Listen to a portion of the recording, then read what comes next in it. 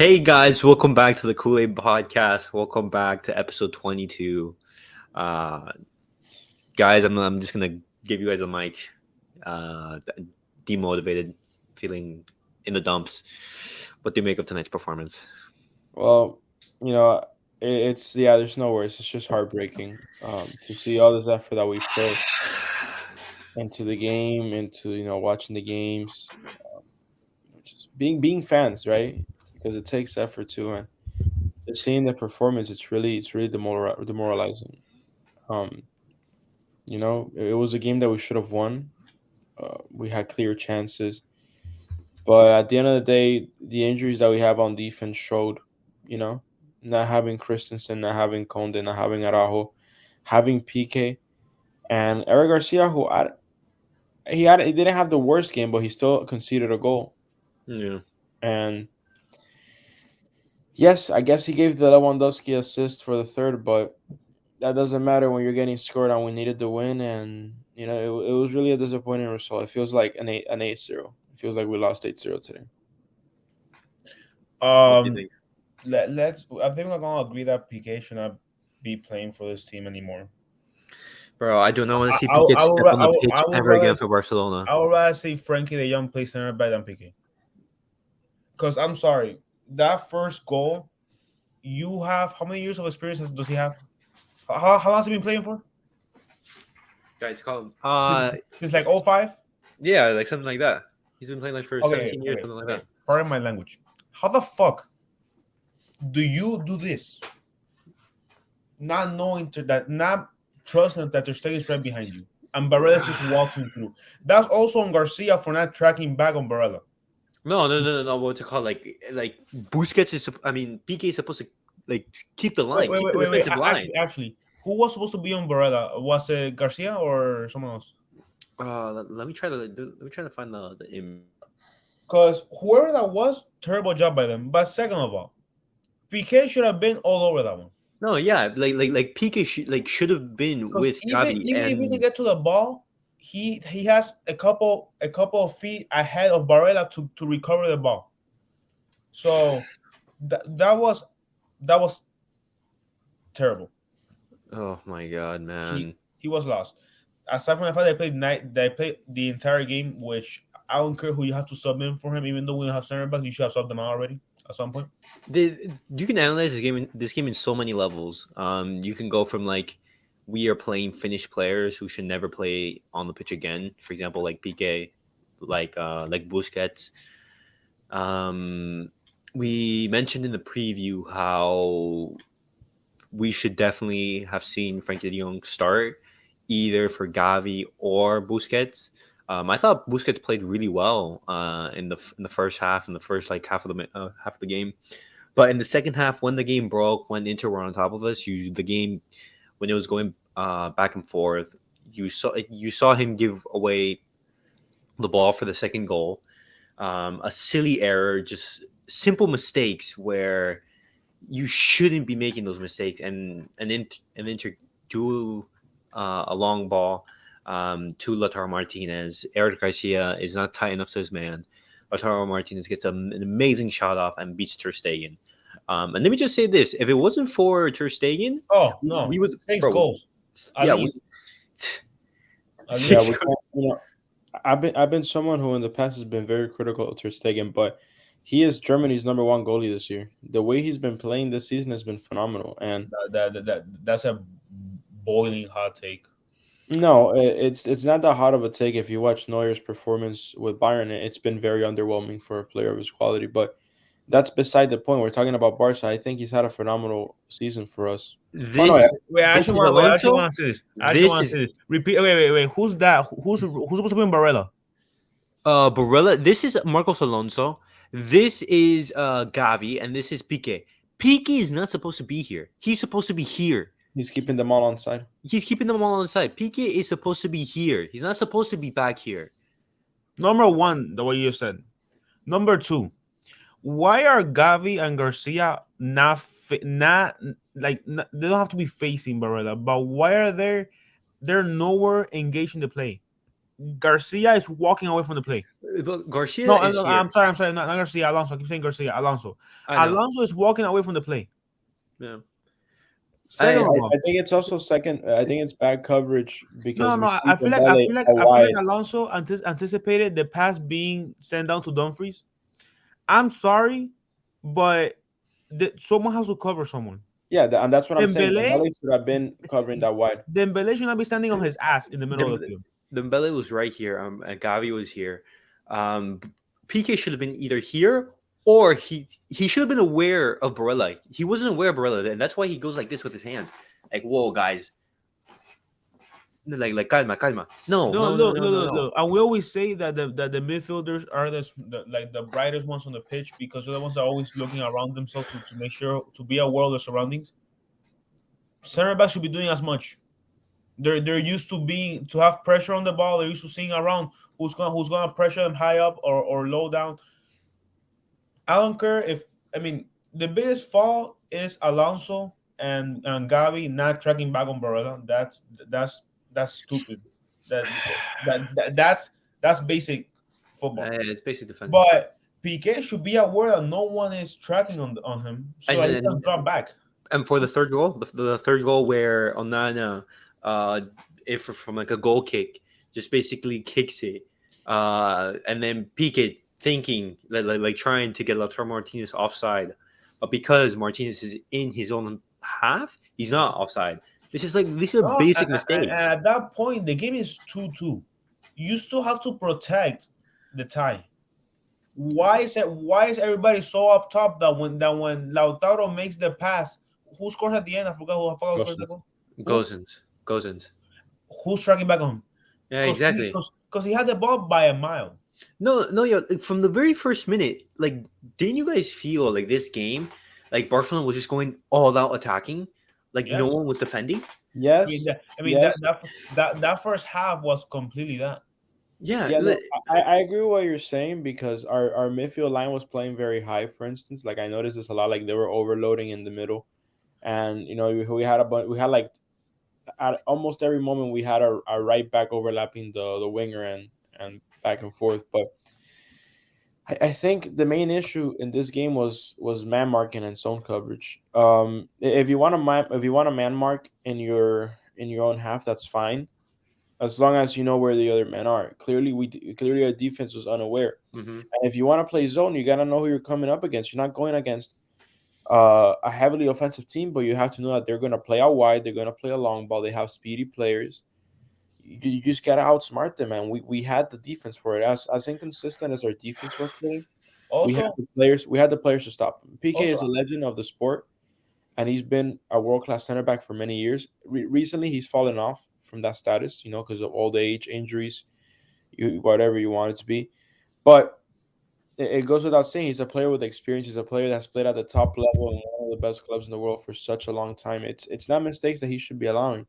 And, same goes for Garcia. He's been a professional player for a few years now. He knows how the game works. He's played with Barca. He's played with Manchester City. He's played with teams that are good on ball possession, that need good defensive awareness, and it's just very upsetting when you see elementary mistakes like that because they do cost us the game, right? Up top,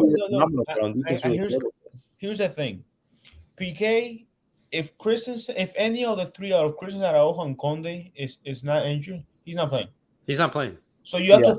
So then him and Garcia is now the leader of the defense. Yeah. Those two guys need to come into this game with the next man up mentality. Yeah. If everybody in your defense everybody is injured, you need to realize that there's your one chance in the biggest stage in of football. I don't think that we're emphasizing this enough. This was a must-win game. Exactly. A must-win game, a final. Piqué has been here before. With 90,000 fans behind us. How do we not win? Look, this takes me to another topic that this can be seen as a hot take.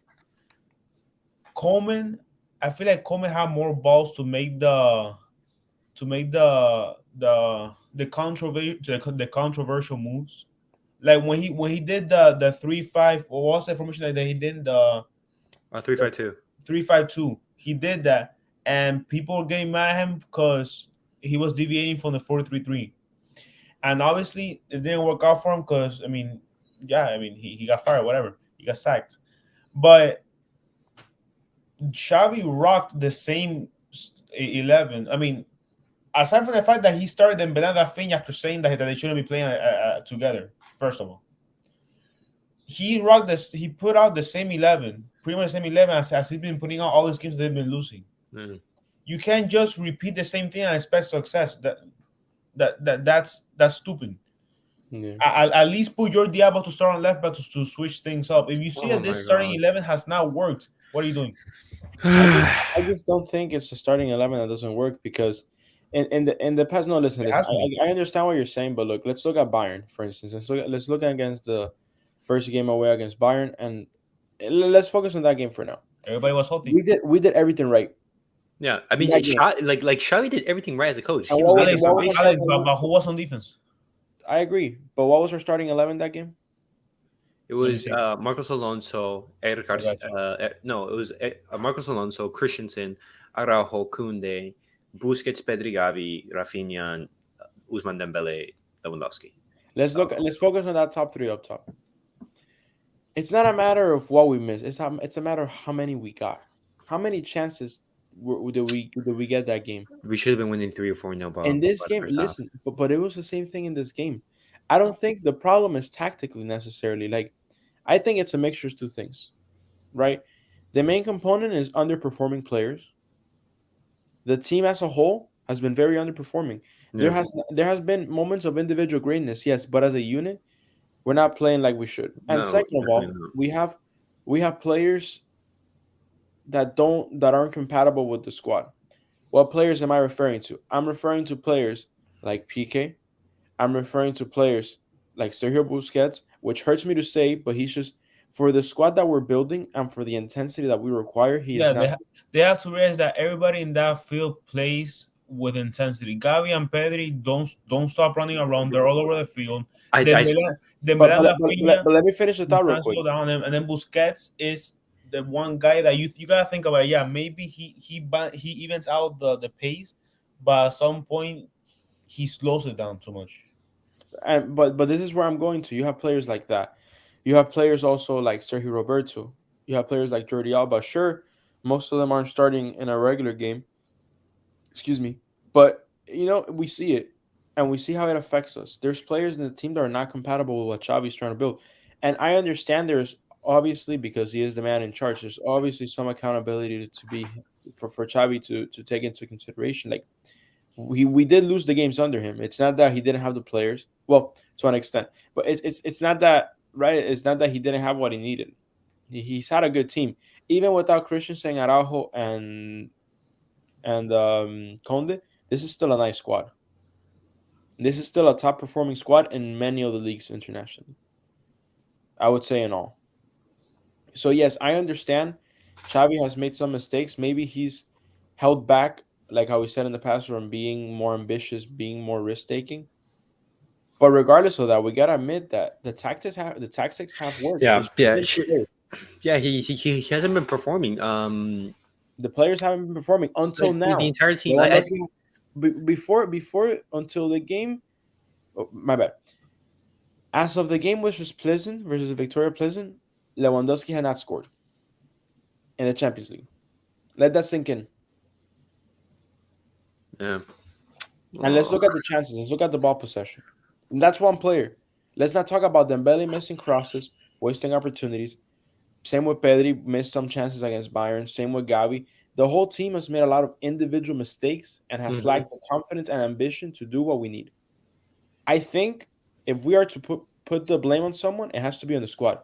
The squad needs to be say, hey, yes, we all messed up, coaching staff included, Yeah. but you gotta look at yourself. And as the player, and as a player, as someone who's played for a long time, I feel the same way too. I've had some great coaches who were not successful, and some terrible coaches who were very successful. At the end of the day, the one talking isn't the one playing. Yeah, but like when you think about it, it's, like who do you put the blame for this result? Because we're going back to the Europa League. After spending 150 million in the summer, with the board doing such a great job, in setting this team up as best as they could for this season, and we perform like that.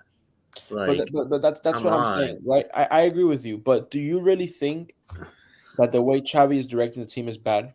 No, no, no, no, no. I think he did make some mistakes. For example, not playing Balde, not playing Frankie De No, no, no. Jong. I agree with you. I'm not saying he's been The, perfect. the He's made mistakes. He's made no, big no, no, ones no, that I don't no, like. no. I'm definitely going to be patient with Xavi. But that's what I'm saying. And look, I believe you brought it up. Believe you brought it up yesterday with Arteta and Arsenal. hmm It's a team that I hate, right? We all know I'm Yeah, also a yeah, yeah. Spurs. Yeah. But you gotta put credit where credit is due. That team right now is scary. And how come they built this? He's been at there for 3 years, and the team was terrible for the past Yeah. 2 seasons. Last season they had moments of greatness, but then they will go back down to Yeah, their. they're very inconsistent. And so far they've been phenomenal. They've lost one game. The rest they've won or tied, and I believe they've mainly been wins. So we gotta give Xavi time. He's still a young coach. Arteta is also a young coach. hmm You gotta give him the confidence. Let's look at the positive. We're number one in the league. I know it doesn't mean much because Madrid is right No, next, but we're number one in the league going to a Clásico. What place were we in last year when we played our first Clásico? no, bro. Like, even before going into that El Clasico, it didn't even matter like what position that we were in. We felt like we were going to lose. This year, yes, I'm not saying it's gonna be easy because of course now we're playing the reigning champions of Europe. We're playing one of the greatest teams of all time and one of the best teams in the world currently. Yeah. That there's no denying that we have great rivals. But we have the players. Last season with us, I would say with a significantly worse team, we beat them 4-0. Yeah. I think So, this loss today was like a and we huge moral blow. I understand, and I feel the same way. I think it's gonna be a hard one to get out of, but we gotta look forward. There's no looking at the past, and there's no ifs. There's no we depend on this. No, right now we got ourselves to blame. The team has to take accountability for it. There's no handball that wasn't given, which I agree. I'm not saying that our arguing in the first game wasn't valid in the first leg. I mean, against Inter, but there's no looking at the ifs or the maybes. We just gotta look at what's in front of us. Right now, we have two more Champions League games, which we have to strive to win. It's basically for us to qualify And for I the group understand we stage, need to and then win. we don't even deserve to qualify. Even Xavi said this in his post match Right. conference. But Barcelona does not deserve to go through in the Champions League playing like this if you can't beat Inter at home. We have to beat both Bayern and Victoria Pilsen. Bayern at home and Pilsen away. That's going to put us on 10 points. And we're going to need Bayern to beat Inter, and we're going to need Victoria Pilsen to draw points against Victoria Pilsen. That's the only way we go through. No, wait, but hold up. We currently have 4, and these people currently have 7. Inter. If Inter win their game against Pilsen, which they probably should, we will Eh, both be at 10 points. Then it will be decided by goal differentials. In which yeah, case, but we just have what's to it called? watch further. I'm pretty sure if it's head to head, they go through. Why? Um, I don't know. I read it on Twitter. I'm guessing it's because because they have a win, and we don't. Oh, okay, but I mean, yeah, I guess it's Champions League rules. I just thought it was based on goal differentials. No, if it was, it would. But the thing is, we're gonna have to win both our games, and Inter gonna have to drop points. It's that simple. That's not gonna happen. I don't think so. If they beat Victoria Pilsen, they go through. We're gonna need a miracle. And Victoria Pilsen, they haven't gotten a point so far. So I'm pretty sure that they've lost every single game. And Thursday nights again. I think this is also like a combination of like after we scored that first goal on the start of the second half, I saw the team relaxed. Um, the drive and hunger that characterizes so many Bayern teams, with that hunger, with that like intensity, with that drive to basically score. No matter the scoreline, to keep the same intensity for the 90 minutes. That's something that this Barca team hasn't had in years. Against and this is also like the accumulation of all these big European defeats, the backlash after getting beat so many times. After they score one goal, the team collapses, and you saw that like after they scored the goal, Barcelona collapsed, and because Barcelona were like relaxed at that 1-0, they scored.